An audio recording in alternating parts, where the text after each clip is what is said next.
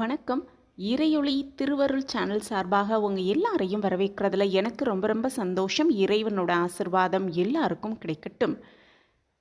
நம்ம வாழ்க்கையில் நம்ம செய்யும் செயல்கள் மட்டுமல்ல, நம்ம செய்யாத செயல்களும் நமக்கு பாவங்களையும் புண்ணியங்களையும் ஏற்படுத்தும் அப்படின்னு சாஸ்திரத்தில் சொல்லப்பட்டிருக்கு. அந்த பாவங்களையும் புண்ணியங்களையும் பாவங்களை குறைப்பதும் புண்ணியங்களை அதிகரிக்க செய்யும் இந்த அற்புதமான ஒரு நாள் தான் இந்த ரத சப்தமி வழிபாடு. அந்த ரத சப்தமி வழிபாடு அன்னைக்கு கோவிலுக்கு இந்த 2 பொருட்களை வாங்கி கொடுப்பதன் மூலம் புண்ணியங்களை அதிகரித்து கொள்ளலாம் அப்படிங்கிறத பற்றி இந்த பதிவில் நம்ம தெரிஞ்சுக்கலாம். பொதுவாகவே பார்த்தோன்னா தீய செயல்கள் செய்ய வாய்ப்பிருக்கும் பொழுது அதை செய்யாமல் தவிர்ப்பதன் மூலம் நல்ல வினைகளையும், நற்செயல்கள் செய்ய வாய்ப்பிருக்கும் பொழுது அதை செய்யாமல் இருப்பதன் மூலம் தீவினைகளையும் நம்மை அறியாமலேயே நம்ம உருவாக்கிக்கிட்டு இருக்கோம் அப்படின்னு நம்மள நிறைய பேருக்கு தெரியாமலேயே அதை செஞ்சுக்கிட்டு இருக்கோம். இப்படிப்பட்ட இந்த உடலால் உருவான நல்வினை தீவினைகளை இந்த உடலாலேயே அனுபவித்து கடப்பதன் மூலம் பிறவியே இல்லாத பெரு வாழ்வை பெறலாம் அப்படிங்கிறது உண்மை. அந்த வகையில் பாவங்களை தீர்க்கும் ஒரு அற்புதமான விரதம்தான் ரத சப்தமி விரதம் அப்படிங்கிறது உண்மை. நம்ம செய்த பாவங்கள் எல்லாம் நீங்கி நல்ல நிலை பெறலாம் அப்படிங்கிறது நம்பிக்கை. ஒவ்வொரு யுகத்திலும் முக்தியை அடைய மாறுபட்ட வழிகள் வகுக்கப்பட்டிருக்கு அப்படின்னு விஷ்ணு புராணத்தில் சொல்லப்பட்டிருக்கு. அப்படி இந்த உலகத்தில் தோன்றிய ஆதி வழிபாடுகளில் ஒன்றா சொல்லக்கூடியது தான் இந்த சூரிய வழிபாடு. கண்கண்ட கடவுளாக நாள்தோறும் நமக்காகவே தோன்றி மறைந்து உயிர் இயக்கத்துக்கு தேவையான ஒளியையும் உணவையும் அருள்பவர்தான் சூரிய பகவான்.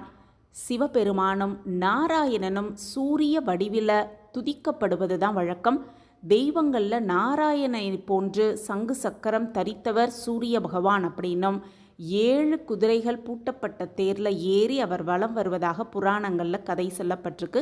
சூரியன் ஒளி தேரில் பவனி வருகிறான் அப்படின்னும் ஒளியின் 7 வண்ணங்களே 7 குதிரைகளாக சுட்டப்பட்டிருக்கிறது அப்படின்னும் சொல்லப்பட்டிருக்கு. அப்படி ரத சப்தமி நாளில் புனித நீராடி சூரிய பகவானை வழிபாடு செய்ய வேண்டும் அப்படின்னும் சூரிய பகவானை நினைத்து விரதம் இருக்கும் இந்த அற்புதமான நாள் அன்னைக்கு பிப்ரவரி 4ஆம் தேதி செவ்வாய்க்கிழமை வரக்கூடிய இந்த ரத சப்தமி தினத்தன்று பக்கத்தில் இருக்கும் கோவில், அது சிவன் கோவிலாக இருந்தாலும் சரி, விஷ்ணு கோயிலாக இருந்தாலும் சரி, எந்த கோவிலாக இருந்தாலும் இந்த 2 பொருளை வாங்கி கொடுக்கலாம்.